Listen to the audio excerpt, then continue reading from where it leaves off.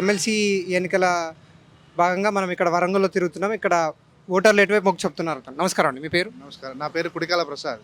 ఎలా ఉంది ఇక్కడ పట్టభద్రుల ఎన్నికల బాడీ ఎలా ఉంది? అందరూ చాలా నరేంద్ర మోడీ గారి యొక్క ఆ పనితనాన్ని చూసి చాలామంది పట్టభద్రులు కానీ, ఇంతకుముందు మొన్న జరిగిన ఎంపీ ఎలక్షన్స్‌లో కూడా అటువైపు మొగ్గు చూపారు. అంటే నరేంద్ర మోడీ గారి వైపే మొగ్గు చూపారు. ఇప్పుడు కూడా చాలామంది యువత కూడా కానీ మన ఉద్యోగస్తులు కానీ నరేంద్ర మోడీ గారి యొక్క పనితనాన్ని చూసి అటువైపు మొగ్గు చూపుతున్నారు.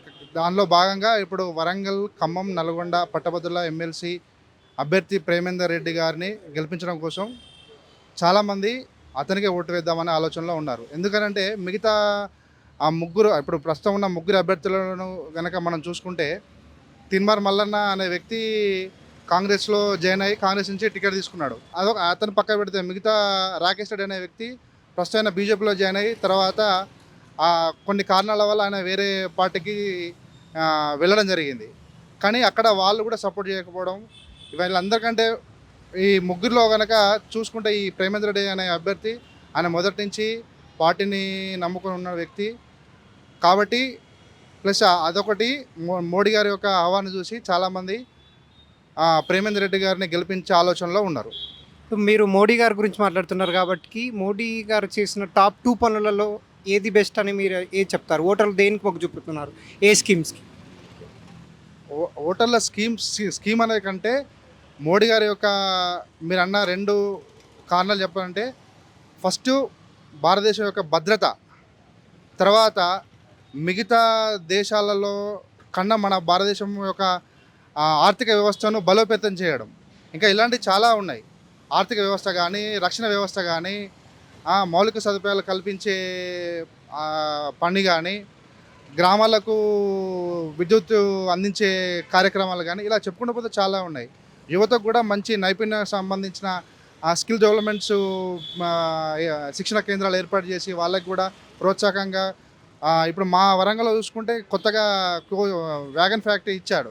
దానికి కొంత యువతకు కూడా ఉద్యోగ అవకాశాలు కల్పించే అవకాశం ఉంది. కాబట్టి ఇలాంటివి చూసుకుంటే ఇట్లాంటి వాటిని దృష్టిలో పెట్టుకొని నరేంద్ర మోడీ గారి సారథ్యంలో మన ప్రేమేందర్ రెడ్డి గారిని గెలిపించే అవకాశం ఉంది. చూసుకున్నట్టయితే వరంగల్లో ఇది ఇప్పుడు పట్టభద్రుల గొంతుక. Thank you. నమస్కారం అండి. మీ పేరు? నా పేరు పూర్ణాచారి. నేను పరకాల మున్సిపల్ కౌన్సిలర్ను, 9వ వార్డు. బీజేపీ కౌన్సిలర్గా మీరు ప్రజలకి ఏం తెలియజేయాలనుకుంటున్నారు ఆర్వైస్ వేదికగా? ఈసారి వాస్తవానికి జనాలు ఫిక్స్ అయిపోయారు ఎప్పుడో. ఖచ్చితంగా బీజేపీ అధికారంలోకి రావాలి, నరేంద్ర మోడీ గారి యొక్క అభివృద్ధి ఫలాలు ప్రతి ఒక్కరూ అందుకోవాలని చెప్పి గతంలో కూడా మొన్న ఎలక్షన్లో కూడా ఎంపీ ఎలక్షన్లో కూడా భారీ మెజార్టీతోటి మేము గెలుస్తున్నాం. ఖచ్చితంగా 17 పార్లమెంట్ సీట్లలో 12 ఖచ్చితంగా వస్తాయని చెప్పి మేము ఘంటాపదంగా చెప్తున్నాం. ఎందుకంటే మేము తీసుకున్న సర్వేల ప్రకారం ఖచ్చితంగా 12 పార్లమెంట్లు ఖచ్చితంగా మేము గెలుస్తున్నాం. ఆ పార్లమెంటుల్లో ఖచ్చితంగా మా వరంగల్ కూడా ఉంటుంది. ఎందుకంటే నరేంద్ర మోడీ యొక్క అభివృద్ధి కానీ, నరేంద్ర మోడీ యొక్క ఆయన యొక్క సంక్షేమ పథకాలు కానీ, మొన్న కరోనా టైంలో కానీ, లేకపోతే రేషన్ బియ్యం ఇవ్వడం కానీ ఇంతకుముందు జనాల్లోకి వెళ్ళలేదు. జనాల్లోకి సెంట్రల్ గవర్నమెంట్ ఏమి ఇస్తుంది ఏందనేది జనాలకు తెలియలే.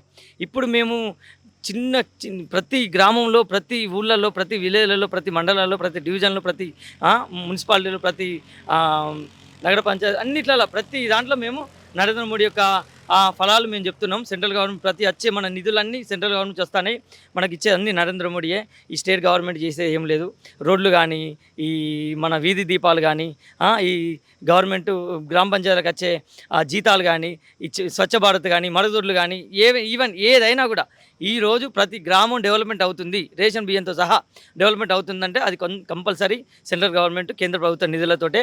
ఆ సెంట్రల్ గవర్నమెంట్ మనకు నరేంద్ర మోడీ గారు వచ్చిన కాంచి అవన్నీ మనకు సౌలభ్యంగా జరుగుతున్నాయి. కరోనా విపత్తులు, అంత పెద్ద కరోనా విపత్తులో కూడా అమెరికా లాంటి, చైనా లాంటి ఎంతో అభివృద్ధి చెందిన, ఎంతో మంచి వాణిజ్యపరంగా కానీ, ఆర్థిక పరంగా కానీ అభివృద్ధి చెందిన దేశాలు కూడా కరోనా విషయంలో కుప్పలుగా చనిపోవడం జరిగింది. జేసీబీలలో తీసుకుపోయి వాళ్ళని ఖననం చేసిన పరిస్థితి పడ్డది. కానీ ఇండియాలో మా నరేంద్ర మోడీ గారి యొక్క ముందు చూపు, ఆయన యొక్క ముందడుగు స్టెప్ వలన మంచి మంచి శాస్త్రవేత్తలని తయారు చేసి వాళ్ళ ద్వారా వ్యాక్సిన్ తయారు చేయించి మన దేశంలో కాకుండా ఇతర దేశాలకు కూడా పంపించి ఎంతో ప్రాణ నష్టాన్ని అడ్డుకున్నాడు. అట్లాంటి ముందు చూపు అలాంటి దిక్సూచి ఉన్న వ్యక్తి మనకు ఖచ్చితంగా మనకు ఉంటే ఏదైనా కూడా మనం భారతదేశంలో ఇప్పుడు మన ప్రపంచంలో మనం నెంబర్ 1గా ఎదగడానికి మన నరేంద్ర మోడీ ఖచ్చితంగా మనకు చేస్తున్నాడు. ఖచ్చితంగా నరేంద్ర మోడీ నుంచి ఓట్లేసిళ్ళు వాస్తవానికి ఎమ్మెల్యే ఎలక్షన్లలో కొంచెం అటు ఇటు అయింది. ఎందుకంటే అప్పుడు మేము తెలియక వేసినాం, మాకు నరేంద్ర మోడీ యొక్క ఇంత గొప్పతనం మాకు తెలియలేదు. సరే ఈసారి ఖచ్చితంగా ఎంపీకి ఎత్తామని చెప్పి ఖచ్చితంగా అందరు వేసారు. ఈసారి ఎమ్మెల్సీ ఎలక్షన్లో కూడా మా ప్రేమేందర్ రెడ్డి కంపల్సరీ 100% ఆయన గెలుస్తున్నాడు. ఎందుకంటే 40 సంవత్సరాల నుంచి పార్టీని పట్టుకొని తిరుగుతున్నాడు. ఆయన పార్టీ కోసం పనిచేస్తున్నాడు. పార్టీ కోసమే ఆయన జీవితం మొత్తం సర్వస్వం దానం చేసిండు. ఇంతకుముందు రాకేష్ రెడ్డి కానీ తీన్మార్ మల్లన్న కానీ వీళ్ళంతా పార్టీలు మారడం. రాకేష్ రెడ్డి కూడా గతంలో బీజేపీలో ఉన్నప్పుడు అన్ని పార్టీలు waste, BRS waste, Congress waste అన్నాడు. ఇప్పుడు వేస్ట్ అన్న పార్టీలకే పోయి ఆయన వేస్ట్ అయ్యే పరిస్థితి ఏర్పడ్డది. ఖచ్చితంగా మా ప్రేమేందర్ రెడ్డి భారీ మేరతో గెలుస్తున్నాడు. ఎందుకంటే విద్యావేత్తల ఓటు ఇది, పట్టభద్రుల ఓటు, అంటే చదువుకున్న వాళ్ళ ఓటు. చదువుకున్న వాళ్ళు ఖచ్చితంగా బీజేపీకే సహకరిస్తారు. ఎందుకంటే బీజేపీ అనేది వాళ్ళకు ఆ బీజేపీ గురించి వాళ్ళకి తెలుసు. మొన్నటిసారి ఎంపీ ఎలక్షన్లో కూడా ఈ ఎలక్షన్ కాకముందు బ్యాలెట్ మీద ఈ గవర్నమెంట్ జాబర్స్ ఎక్కువ ఓట్లు బీజేపీకి వేసిరు. ఎందుకంటే వాళ్ళకి తెలుసు, వాళ్ళు విద్యావేత్తలు కాబట్టి ఇదే విధంగా పట్టభద్రులలో కూడా ఈసారి ఆయనకు అవకాశం వస్తుంది. మాకు ప్రేమేందర్ రెడ్డి గారు భారీ మేరతో గెలిచే అవకాశాలు ఉన్నాయి. ఎందుకంటే మేము గ్రౌండ్ లెవెల్ అన్నీ చూస్తున్నాం. మాకు కూడా ఇన్ఛార్జీలు ఇచ్చిళ్ళు, మేము కూడా దాన్ని చేస్తున్నాం. ఖచ్చితంగా మేము పోరుతోటే చెప్తున్నారు, ఈసారి ఖచ్చితంగా ప్రేమేందర్ రెడ్డిని గెలిపిస్తామన్నా. ప్రశ్నించే గొంతుకు ఆయనే కావాలి.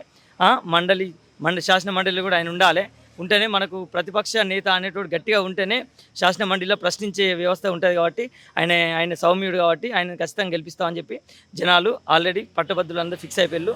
ఈసారి భారీ మేయర్తోటి ప్రేమేందర్ రెడ్డి గారు అఖండ మేయర్తోటి గెలుస్తున్నాడు. ఇది ఇప్పుడు మన వరంగల్లో ఉన్న ఓటర్ల యొక్క వాయిస్. Thank you.